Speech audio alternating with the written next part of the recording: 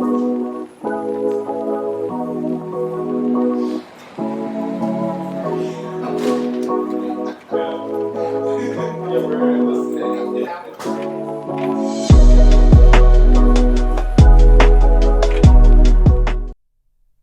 afternoon, and welcome to Season 1, Episode 4 of The Golden Conversations. I'm your host, Antonio Pearson, and today we have a very special guest with us, a member of the M4 band and a percussion section leader of the Quints on the drumline, Mr. Thaddeus Pearson. Mr. Pearson, how you doing today? Doing good, man. Yes, sir. So my first question with you today is, how did you get the opportunity to join the M4 band? Well, I started off at music university, so it's high school. Once I realized I wasn't going to be able to have opportunity to get into the band around that time, because, core style schools and show style schools are different. Yeah. So it took a while. I had to transfer to Parkview. And when I transferred to Parkview under the direction of Mr. Carlson McGee, shout out Mr. McGee, he introduced me to everything. He made me meet Mr. Graham, the director of bands here. I got my audition, I want to say May, right after graduation. I got my audition. Okay. And when I got my audition, within probably 2 days, they told me I had a scholarship. So it's right here. Okay. So coming in during 2020 COVID year, how was the band life like during that time? Was it easier compared to now, or was it harder because you were newer to the band? I'll say it was easier, only because, with COVID, we had the distance policies and whatnot, so we had to stand 6 feet from each other. Yeah. There were some difficulties as far as we had to stand up every practice. Now we sit down unless we're playing, but every practice was standing up, and then the times were different too. Freshman year of college, band was 4:30 to about 9. Yeah. Now it's 5:30 to 8. Yeah. Or unless you count homecoming week, we all like to say 5:30 until. Yeah. 5:30 to. Yeah. Whenever he let us out, is when he let us out. We just got to sit there and sacrifice it, but make sure we still do our schoolwork on top. Okay. So a lot of you guys I am friends with, and I can tell how hard it is for you guys. But during band camp, when we're not there, when students are not there, when it's just you guys, can you describe that for us? Is it hard? Is it easy? I know the sun be beaming on you guys. I know you guys be up 24/7. Okay, so we'll be up 4:30 in the morning. Of course, the saying goes, when that sun comes up, you better be running. Yeah. Y'all wouldn't know nothing about that. But yeah, man, it's a little different because it's only us and the cheer and certain athletics. Maybe track might be there, maybe, but football is going to be there. The cheerleaders are going to be there. Then you got the dance team with the band, the Golden Silks is with the band, then the band. Everybody's in black and whites, white t-shirt, black pants, looking like the Salvation Army, trying to work for the school. And as far as the temperatures, the temperatures are very outrageous. We'll be outside in front of Caldwell because after COVID, of course, the Fine Arts Building went down. Yeah. And when the Fine Arts Building went down, that kind of made us lose the auditorium, which is our practice rooms, and then our actual practice room. Yeah. So we'll be outside 24 hours of the day. We'll do the morning session at 4, which is dark, and then when the sun come up, of course, we running, we doing our wind sprints. Wouldn't know about that either. But we'll do little practice drills, marching, stuff like that. We'll march to the cab, eat breakfast, have probably 30 minutes to an hour for a break, just to come back at 9 to 12, another break for lunch, 1 to 3, another break, and then 4 until he let us out. Every day. Yeah. And every day. So speaking of the Fine Arts Building, how was the transition from when that shut down, from like I said, when you guys could practice in there, had that space and opportunity, then moving to Caldwell Hall, where it's not as much space or opportunity to, grow within, your field and your play?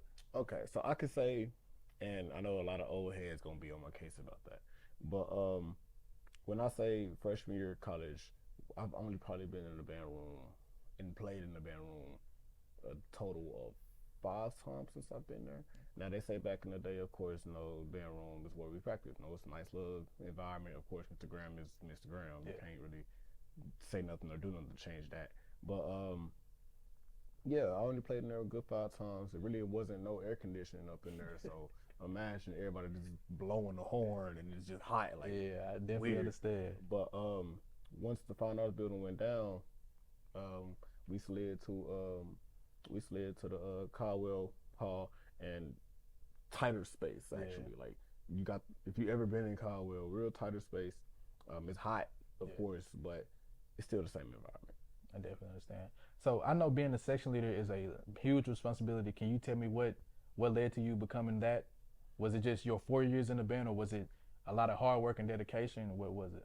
Well, I was section leader in high school Yeah. from Mills, 9th and 10th grade. Then I was section leader 11th and 12th grade at Parkview.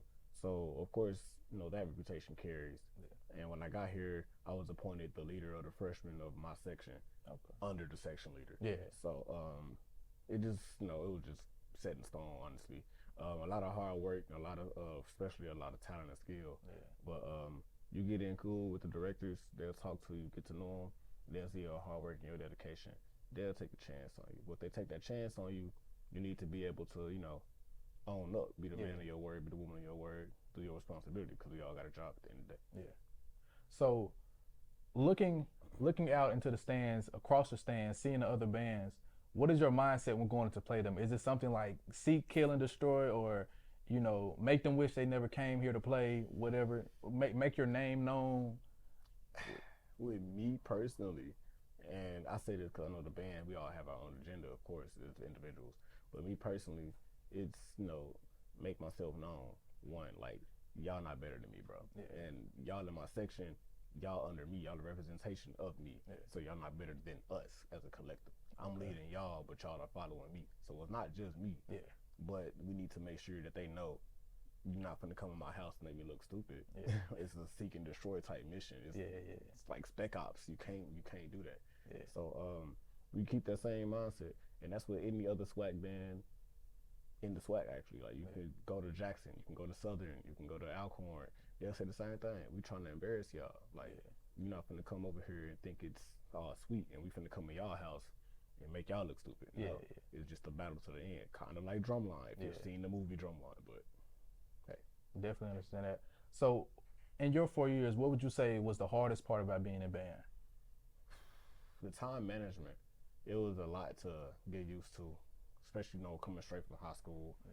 Practice would be after school. You wouldn't have to worry about doing school work on top of it, because you would mostly have your work done probably around lunch, because it's high school. Like, the work was easy, but like, you have to get a little time management. Yeah. With here, Mr. Graham, he's a stickler. Like, he's a perfectionist. So you would want to have your work done ahead of time, because you know how long practice can last. For example, back to homecoming, 5:30 until. If that field show don't look right, we gonna be here till about 1 to 2 in the morning, and you gonna still have to get up just to go to class, because that's your job. You're on your own scholarship. So. Okay. So how do you balance school life with band life? I heard you say that you guys mostly practice, during football time, you guys practice almost 24 hours around the clock. How do you balance your school life with that as well? A lot of sacrifice. So, of course, on the weekends, we'll have our parties, especially for the old folks back in the day, y'all the freakniks or whatever. But, like, we'll have our parties and whatnot. So, during them parties, like Friday, Saturday, Sunday, get your work done and try to do your work done ahead of time. Once you get it done ahead of time, if you got the free time for the party next weekend, or the day party on Wednesday, Pretty Wednesday, anything like that, cool, go enjoy yourself. Sunday is the day of recess, so even if you don't do anything, have a little self-care Sunday. Take care of yourself. Mental days is the key, because it's very stressful. Yeah, very stressful. So, yes. So, what are the personal benefits that you've gained from being in the M4 band? One, you're gonna be in shape. Yeah, I can tell you that. Like, you'll definitely be in shape. It's a lot of working out. Like, people might think marching is just easy. No, marching a 90 and perfected 90 24/7 for a field show that's like 8 minutes at a speed like here. Yeah. No, like, it might look easy, but technically, I feel like we're athletes because we work just as hard as everybody. We practice just as hard, if not harder or longer than everybody. Yes, but that's just the physical aspect. Anything like internal perseverance. And leadership skills more so. Okay. Well, thank you for sharing with us, Mr. Pearson. That's the end of segment 1 of episode 4, where we got to discuss the personal life of Mr. Pearson inside the M4 band. Next, we are going to discuss the life of the band as a whole and everywhere that M4 has traveled in the past year. Welcome back to segment 2 of episode 4. So, Mr. Pearson, in the past year, you guys have traveled to Memphis on 2 occasions. Once to play at the Memphis Grizzlies halftime show, and the second was to play at the Southern Heritage Classic for the first time. You guys also traveled to Louisiana on 2 separate occasions and played at the New Orleans Saints halftime show. And also, recently, you guys played at Mardi Gras. Can you describe your experience with that?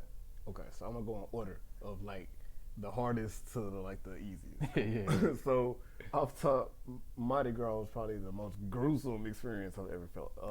Now I've done Mardi Gras in the past in high school with Parkview, Yeah. but Mardi Gras in college is a bit different. Yeah. So again, being section leader of the Quints, the drum that I play is kind of heavy. Yeah. So marching up to about 6 to 9 to 10 to 11 miles for a parade, marching 90s the entire time. Yeah. Playing and trying to breathe while people trying to pass you stuff that can be mentioned on here. But people trying to pass you certain things and hyping you up, touching on you, stuff like that. It's crazy. It's real hectic. But the culture is cool. Like everybody's real nice, everybody real sweet. The food smells amazing. The food is amazing. For the Saints, I can say one, the stadium is bigger than what it looks like on TV. Yeah. The field is definitely bigger than what it looks like on TV. It was immensely cold, like super cold in that stadium. Like, when you walked in, you caught it was crazy. But the PR person was real nice. You know what I'm saying? The stadium again was big. The food was pricey. Yeah. It was a good experience. Now with the Grizzlies, you would think that the gym floor would be a little bit bigger than what it is. Yeah. But to do a field show on the basketball court is kind of insane. Yeah. But we made it work. It was a good experience. I saw John Morant. I didn't get a chance to shake his hand, sadly. I saw Steven Adams. That's a tall dude. Yeah. It's a very, very tall man. But it was a good experience. And the Southern Heritage Classic was actually fun. We're going back this year, actually. Okay. Yeah, it'd be fun. So, as the section leader, can you describe how the band has, not only your section, but the band has improved as a whole? I could say after COVID, it was a lot of rebuilding. Yeah. So when it got to, I want to say about 2021, 2022, we started to realize what we wanted to sound like, how like the energy we wanted to bring, and we started to instill that into like the newcomers of this year. We got this thing called DPAC, Discipline, Pride, Commitment. Yeah. You know what I'm saying? All that. So what we do is, you know what I'm saying, if our discipline ain't right, we ain't gonna be right. We ain't gonna be locked in. If our pride ain't right, we not gonna sound right. We ain't gonna be locked in. We gotta have an attitude that go back to the killer instinct. Like that's Black Mamba almost. It's like, no, you're not gonna come in our house and do that. We gotta commit to our attitude, our pride, and our discipline, because that's what make the band as a whole get better and improve more. Yeah. As far as improvement, I would say, especially as far as the sections, I like the mellows. Yeah. The mellows been blowing all year. And drumline, I know it's gonna be biased because it's my section. Yeah. Like, being the section leader, seeing how some of my youngin subordinates started out, and seeing where they are now, I can see a lot of improvement. So pretty cool. So what do you guys feel that you need to improve the most on?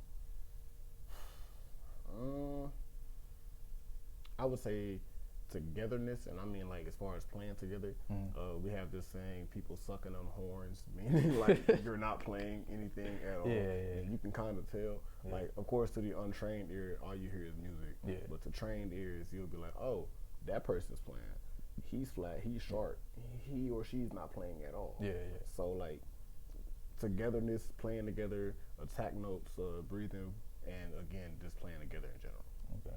So if you could choose one instrument besides the instrument that you play now to play, what would you choose? Okay. So in middle school, I had a list. My band director, Mr.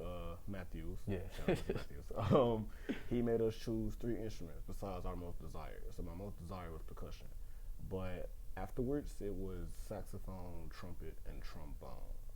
Now, it'll probably be saxophone or mellophone. Okay.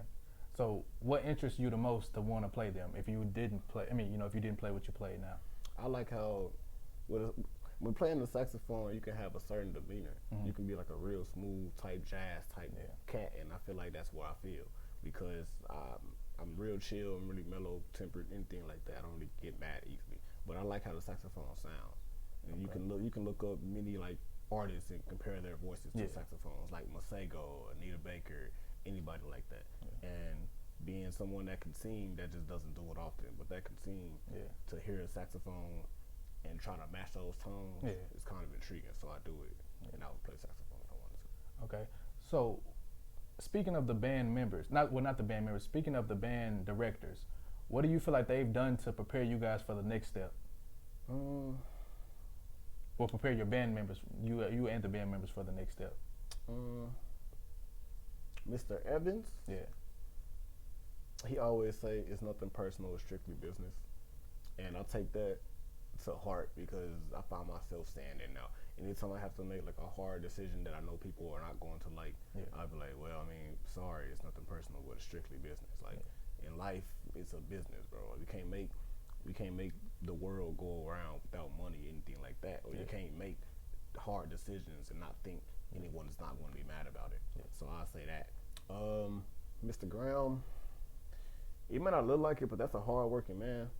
A very busy man.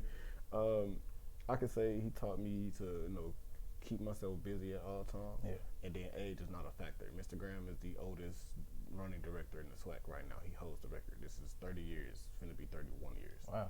Yeah, so like, just because age is of the essence, that don't mean that's gonna stop you. You can keep doing what you want to do. Mr. Fuster as well. Mr. Fuster is a very talented percussionist, but no one talks about it. And Mr. Harris is real young. He's the youngest director on the staff. But Mr. Harris is a real cool dude. And he proves like at his young age he can carry his weight with the big dogs, the veterans. So I can say that. So Mr. Graham, I know he's busy. Everybody knows he's busy. How can you say that he's welcomed you to the band, fairly well? It's sad to say because Mr. Graham knows my family. So he knows my grandmother. He knows my mother. Mr. Graham was a band director at Parkview back in his time, before anyone in this room was born. So Mr. Graham, he's been around for a long time. And once he found out who my peoples were, he said, "Oh, okay, you're so-and-so's grandson." Yes, that's me, Mr. Graham. Okay, nice to meet you. You play at Parkview, don't you? Yes, sir. You play Quincy? Yes, sir. Oh, okay, you already got a scholarship. Oh. Stay like that. Okay, thank you. But I asked, like, why so fast?